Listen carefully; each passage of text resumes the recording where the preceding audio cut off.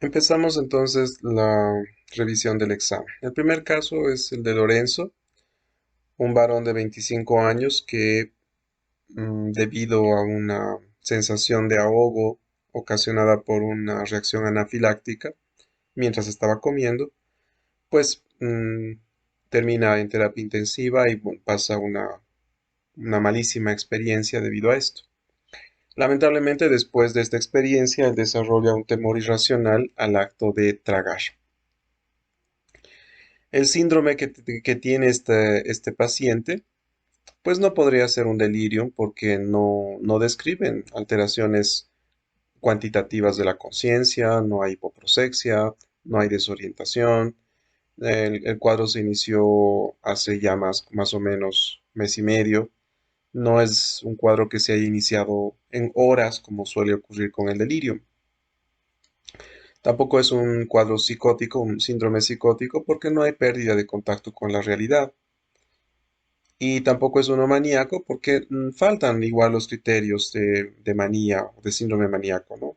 No hay aceleración de pensamiento, no hay ideas de grandiosidad, no hay un estado de euforia o de gran irritabilidad que es propio de este síndrome. Entonces acá el diagnóstico es que se trata nomás de un síndrome ansioso. La segunda pregunta buscaba el contraste de los síntomas eh, ansiosos, pero relacionados con el trastorno de pánico. Es cierto que en el trastorno de pánico existen varios ataques de pánico ocurridos en el último mes por lo menos, ¿no? Para hacer el diagnóstico.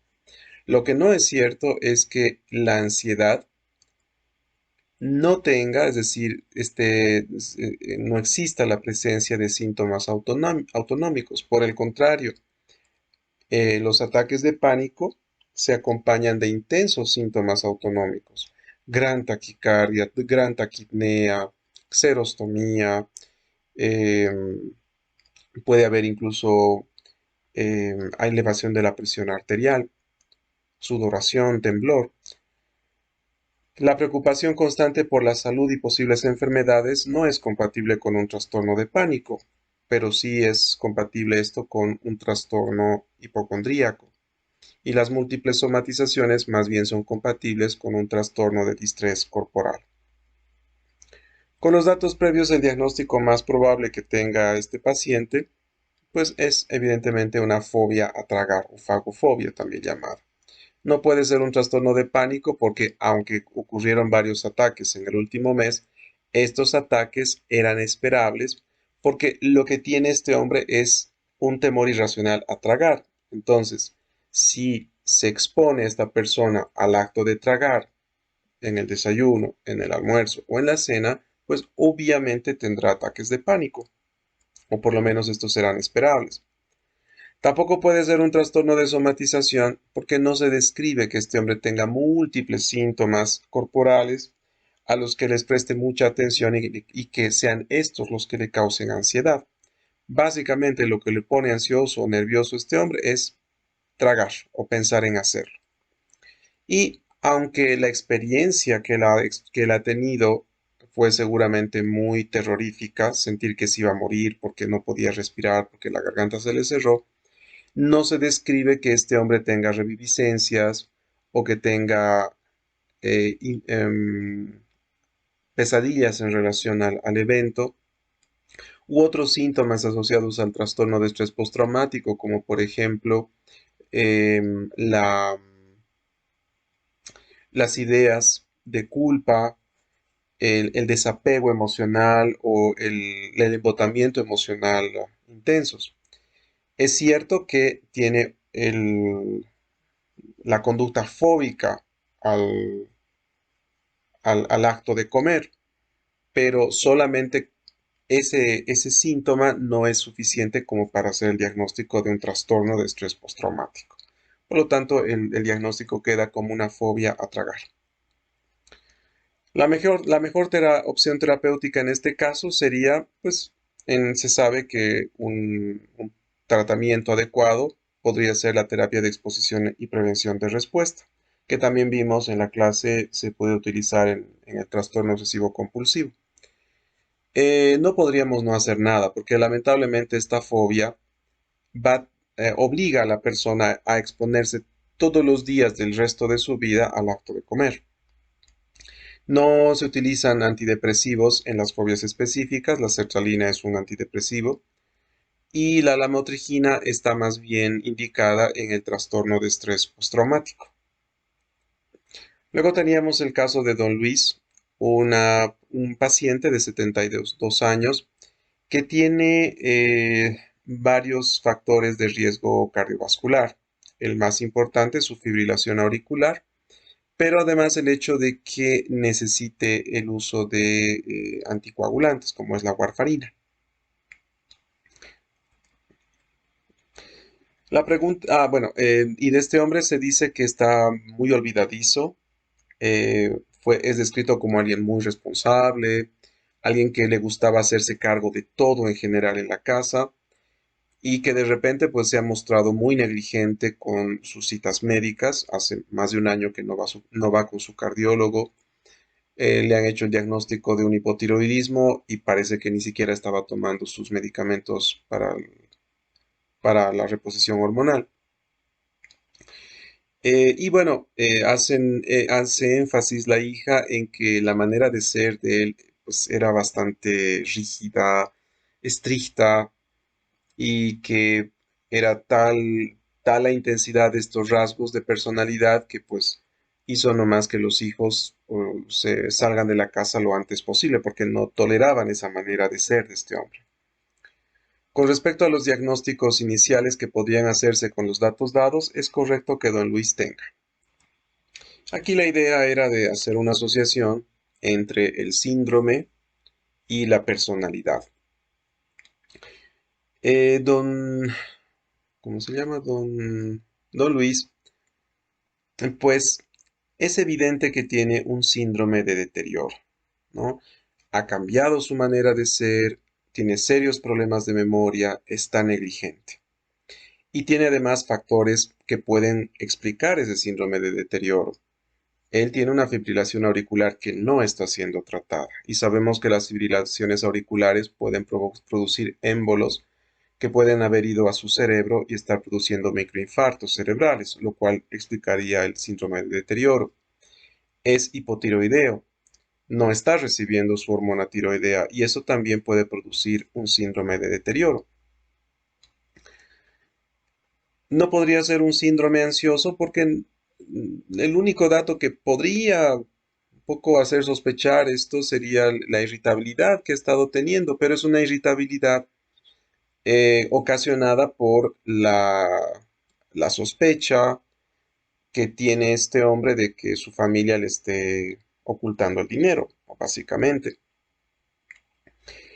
No podría ser un síndrome de pasividad porque no se describe que existan ideas delirantes de control, por ejemplo. Y tampoco parecería ser un síndrome de dependencia porque no hay ninguna sustancia implicada en este caso. En cuanto a la personalidad, es evidente que este hombre pues tenía rasgos de personalidad muy obsesivos, ¿no? Esta necesidad de controlarlo todo, esta rigidez, esto de ser tan estricto, esto de ser muy afectuoso al orden, a la limpieza, esto de ser terco, de no poder adaptarse, por ejemplo, a una empleada doméstica, configuran nomás rasgos muy marcados de personalidad obsesiva. No podría ser narcisista porque no se describen las características propias de esta personalidad. No nos hablan de que él sea déspota o que sea una persona muy preocupada por el éxito. No nos hablan de que esta persona sea egoísta o egocéntrica. Tampoco nos hablan de rasgos histriónicos, ¿no? No nos dicen que a esta persona le encanta ser el centro de atención, por ejemplo, o que tiene expresiones emocionales muy dramáticas. Tampoco podría ser una personalidad dependiente, porque no nos dicen que le cueste tomar decisiones o que esté muy que necesite estar con una persona para funcionar bien o que tenga temor a la soledad. En ese sentido, pues ninguno de de estas combinaciones daba para marcar, ¿no? Acá la respuesta era ninguno. El síndrome que tiene Luis, que hemos explicado, es un síndrome de deterioro, podría estar causado por sus múltiples infartos cerebrales debido a su fibrilación auricular.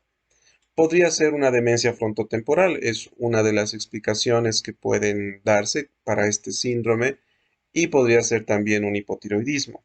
Entonces acá todas serán correctas, ¿no? Porque las tres pueden causar síndromes de deterioro. Los siguientes son síntomas que suelen acompañar al síndrome de Luis, excepto, es decir, en un síndrome de deterioro puede existir la habilidad afectiva porque se pierde la capacidad de controlar las emociones. Puede haber desorientación porque la persona pues no recuerda en qué día están, en qué mes están, olvida el paso del tiempo la persona. Puede haber amnesia retrógrada, porque en los síndromes de deterioro no solamente se puede afectar la memoria anterógrada, sino también la retrógrada.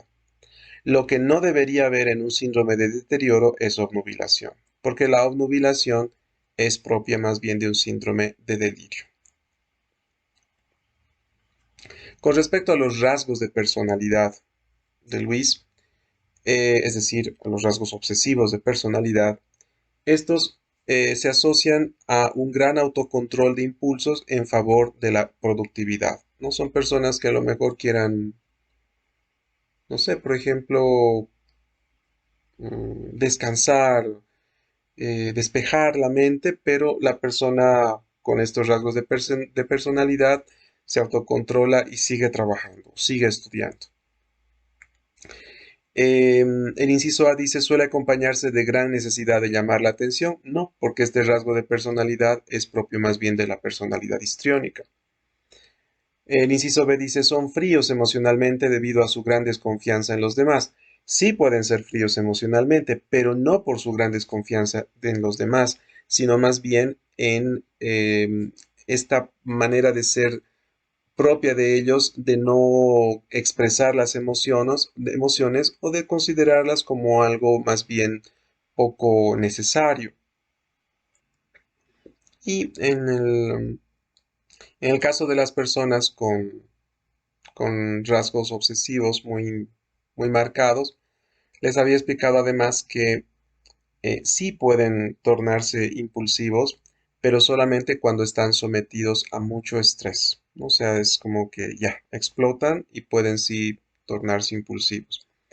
Pero cuando se trata de ser productivos, de responder a una fecha límite, de producir más en general, sí se autocontrolan bastante. Luego teníamos el caso de Isidro, ¿no? Un paciente que está internado por un cáncer de colon y se interna porque, pues, parece que tiene todas las características de un cáncer algo avanzado, ¿no? Ha perdido peso, tiene melenas, tiene anemia, y para hacer un diagnóstico más preciso le tienen que preparar para una colonoscopía, ¿no? Este es un hombre de 68 años. El problema está en que para hacer la preparación, ustedes saben, pues tienen que hacerse, o sea, tiene que ingerirse un laxante, que suele ser la lactulosa. Y esto ha producido que Isidro tenga 5 deposiciones diarreicas antes de hacerse el estudio. El estudio fue realizado a mediodía, y curiosamente por la noche el personal de enfermería nota que Isidro está ansioso, ¿no? Y pues, se pueden ver ahí las notas de enfermería con las horas, junto con la nota que el residente escribe.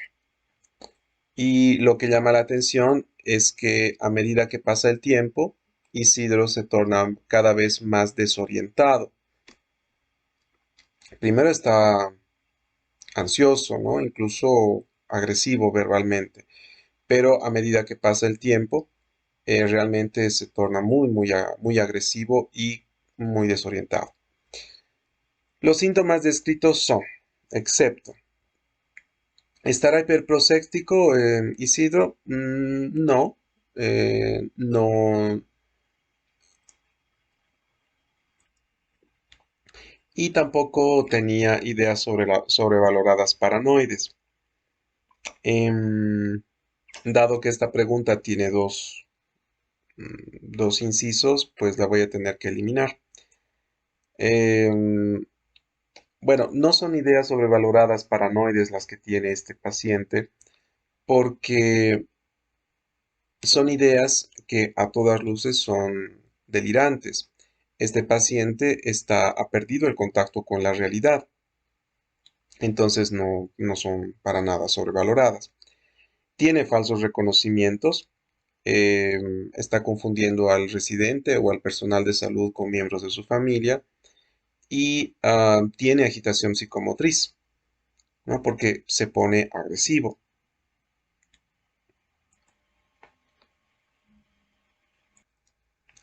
Luego tenemos a la pregunta número 10, que dice, el paciente tiene dos síndromes. El primero es un síndrome de agitación psicomotriz, sí, pues está agresivo, pero para el segundo síndrome dice cuáles serían las causas o son causas del segundo síndrome, excepto.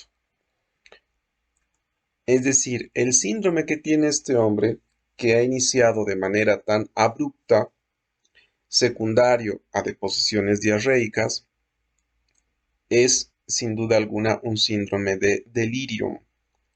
Entonces, ¿la anemia puede producir delirium? Sí. ¿La deshidratación puede producir delirium? Sí, también. ¿Una encefalopatía hepática por metástasis hepáticas podría producir delirium? Sí. ¿Hipotensión arterial? Sí, también. Lo que no puede producir un delirium es la sensación de soledad. Puede producir angustia, puede producir, no sé, tristeza, ¿no? Pero delirium, no. Entonces acá la respuesta era esta, soledad. ¿Cuál de los siguientes es compatible con alucinosis visual? Una muchacha de 17 años tomó San Pedro hace 2 horas. Cuando mira al cielo ve las nubes sobre la luna y la luna llena y le parece que forman rostros de ángeles sonrientes. En este caso, el fenómeno que tiene esta muchacha parecerían ser ilusiones visuales o también podrían ser pareidolias. Aquí el elemento clave para diferenciar una pareidolia de una ilusión visual, pues sería el tiempo que le toma a la persona ver en este caso estos ángeles sonrientes. Si nada más dirigir la mirada a las nubes aparecen ángeles sonrientes, eso es ilusión. Si después de unos minutos de ver la misma imagen todo el tiempo, recién la persona ve los rostros de ángeles, entonces sí sería una pareidolia. Independientemente de eso, ninguna de las dos es una alucinación visual, una alucinosis visual. Un hombre con síndrome de abstinencia de alcohol le habla desesperado a su amigo diciendo, hermano, no me vas a creer, estoy viendo gusanos sobre mi cama y sobre la mesa de noche. Cuando los aparto con la mano se quedan ahí, no sé qué está pasando, ven, ven por favor. En este caso el hombre está asustado por lo que está viendo. Se da cuenta de que es algo extraño, de que esos gusanos pues no deberían estar allí. Y por eso es que llama al amigo. Entonces aquí hay un juicio de que lo que se está viendo es erróneo. Por lo tanto, esto sí es compatible con una alucinosis visual. Una mujer con epilepsia temporal corre de un lado a otro para atrapar lirios luminosos que mira caer desde el cielo. En este caso, la mujer no está al tanto de que esos lirios no existen, porque si ese no fuera el caso, pues no estaría correteando de un lado al otro para atraparlos. Esto entonces sería una alucinación visual. Un hombre de 38 años en fase maníaca escucha los conciertos de Brandenburgo a todo volumen, pues según sus palabras, cada nota de este concierto fue compuesta para mí, cada nota, cada acorde, cada única y resonante vibración. Es hermoso. Aquí, bueno, por la manera en la que esta persona se expresa, Él está percibiendo la música como que más bella, ¿no? Más significativa, más sublime. Entonces, más bien aquí parecería ser que este hombre tiene una hiperestesia auditiva. Una muchacha de 16 años con migraña ha empezado a ver su gato de un tamaño enorme, como si fuera un león. En este caso, lo que está experimentando esta muchacha es una macropsia.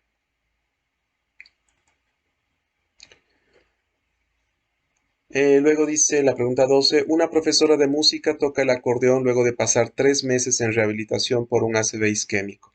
La memoria que ha recuperado es entonces la memoria retrógrada implícita, ¿no? Aquella que está relacionada justamente a habilidades motoras, como ser el tocar el acordeón.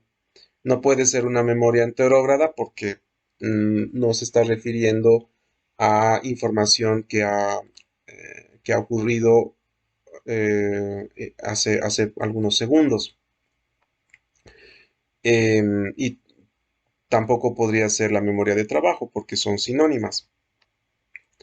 Y no existe, y no puede ser una memoria retrógrada explícita porque la memoria retrógrada explícita tiene que ver con datos, ¿no? Con información, no con habilidades. La pregunta 13 dice, ¿cuál de los siguientes es señal indirecta de que existen alucinaciones auditivas? Pues los soliloquios, ¿no? Una persona que habla sola es porque está respondiendo a las voces que está escuchando. Una persona mutista, no, pues no está hablando, no sabemos en realidad si tendrá o no alucinaciones auditivas. La mera agresividad verbal y física no son sinónimo de que la persona tenga alucinaciones auditivas. Y la mera expresión de ideas delirantes tampoco. ¿Cuál de los siguientes ejemplos representa mejor a alguien que presenta una idea sobrevalorada? El primer inciso, el de una mujer que asegura que sus hijos han sido sustituidos por copias exactamente igual a ellos, pues es una idea delirante y específicamente es un delirio de Capgras. El inciso C, un adolescente que tiene una idea, la idea de que si pisa una línea de la acera sobrevendrá una desgracia y se siente avergonzado por tener esa idea tan ridícula, es más bien un ejemplo de idea obsesiva. Una mujer anciana que está convencida de que su hermana y su esposo tienen una aventura y que de alguna manera tienen relaciones sexuales con él cada noche, siendo la hermana además parapléjica hace 5 años, pues es una idea delirante, quizás de tipo celotípica. Y un hombre de 30 años que asegura ser visitado por seres extraterrestres cada noche que le insertan tubos en el cerebro para controlar su comportamiento, es también una idea delirante. En cambio, el inciso B, el hombre que se entera que su PSA está en 5 nanogramos por mililitros y que cree tener cáncer, pues tiene esta idea porque está asustado. Sin embargo, el urólogo le explica que esta elevación del PSA podría ser debido a una prostatitis y cambia la idea, se queda más tranquilo. Entonces, o dice, bueno, ya, entonces por ahí no tengo cáncer, o podría decir, bueno, entonces las posibilidades de que tenga cáncer son menores. Entonces, la idea inicial de tener cáncer está nacida en el miedo, y esta sí es una característica de una idea sobrevalorada. Luego decía la pregunta 15, una persona con mala salud mental tiene una enfermedad, siempre tiene una enfermedad mental, no necesariamente. Una persona con mala salud mental es muy resiliente, por el contrario, más bien no. Una persona con mala salud mental es más vulnerable a desarrollar enfermedades físicas, sí, físicas y mentales. Una persona con buena salud mental puede tener epilepsia, sí, puede tener adicción a la cocaína, sí, también. Puede tener esquizofrenia, sí, todas serán correctas. Con respecto a los trastornos de ansiedad, es cierto que Los trastornos de ansiedad son enfermedades mentales que se caracterizan por psicosis, es decir, las personas pierden contacto con la realidad. No, eso es falso. Esta característica puede ser propia más bien de personas que tienen, por ejemplo, no sé, esquizofrenia, por ejemplo, ¿no? Muchas de ellas se tratan con antidepresivos y hay que ser cuidadosos de no realizar tratamientos largos, pues existe alto riesgo de adicción. Los antidepresivos no producen adicción y al ser los trastornos de ansiedad, eh, muchos de ellos crónicos, más bien el tratamiento podría ser incluso por largo plazo, incluso de por vida. ¿La psicoeducación es una labor que debe realizar solo el psiquiatra? No. He hecho énfasis en varias de las clases y lo seguiré haciendo, que la psicoeducación más bien es una tarea que ustedes deberían hacer, ¿no? Entonces ninguna era correcta. Con respecto a los trastornos de personalidad, es cierto que los test de evaluación ayudan al diagnóstico, pero no superan a las entrevistas como método diagnóstico. Sí, son muy pocos medicamentos los que son útiles en el tratamiento de algunos trastornos. Sí, el, el tratamiento más importante es la psicoterapia. Nunca se diagnostican en infancia, evidentemente, siempre después de los 18 años. Un déjà vu es un trastorno de la sensopercepción, no, es de la memoria. ¿Es un trastorno de la conciencia? No, es de la memoria. ¿Es una amnesia retrógrada? No, es una paramnesia. Todos los siguientes pueden producir es decir, un recuerdo distorsionado, ¿no? Todos los siguientes pueden producir un síndrome maníaco, excepto personas que utilizan medicaciones o sustancias estimulantes como la cocaína o la metanfetamina, sí. El uso de metilprednisolona, un corticoide, sí también. Y la intoxicación por clonazepam, no. ¿Por qué no la intoxicación por clonazepam? Porque es un depresor.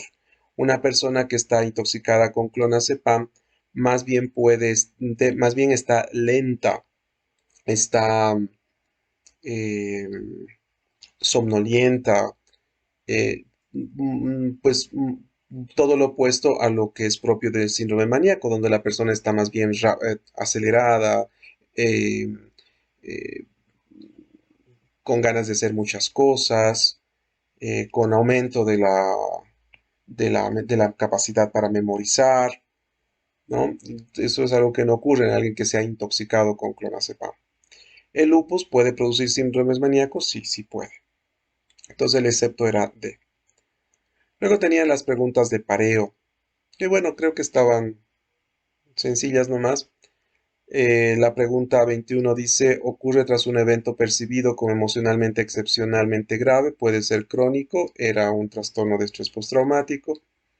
Muchos pacientes realizan rituales de comprobación, de orden o de lavado, trastorno obsesivo compulsivo. Los pacientes presentan una ansiedad flotante, se sienten al límite todo el tiempo, trastorno de ansiedad generalizada. Ocurre tras un cambio biográfico que obliga a la persona a adaptarse, un trastorno de adaptación. La persona tiene crisis repetidas de temor intenso de manera súbita sin causa objetiva identificable, un trastorno de pánico. Segundo pareo, una mujer campesina de 39 años lleva 5 años quejándose de parestesias lumbares, dolor retrocular, tinnitus, sensación de plenitud abdominal, desde hace 5 años. Nunca se ha encontrado una causa objetiva de tales molestias. Entonces, un trastorno de distrés corporal. Varón de 45 años, desde hace 3 años asegura que contrajo sífilis tras un encuentro casual con una prostituta. Se le han realizado varios exámenes, todos con resultados negativos, pero insiste en que se le hagan nuevos, ¿no? Es decir, no cree que no tenga sífilis. Entonces, ese es un trastorno hipocondríaco o hipocondría. Mujer de 45 años, hace 6 horas que se quedó afásica tras que un juez dictaminó que sus hijos se quedarían en custodia de su esposo en el proceso de divorcio. Este es un trastorno disociativo con síntomas neurológicos. Niña de 7 años, desde hace 3 meses llora mucho cuando sus padres se van a trabajar. Se queja de dolor de cabeza y abdomen. No hay evidencia de ninguna enfermedad física. Este es un trastorno de ansiedad generalizada. Y mujer de 22 años, es la tercera vez que repite el semestre en la universidad porque se niega a exponer en clase ya que tiene miedo a hacer el ridículo. Pues esto se trata de un trastorno de ansiedad social.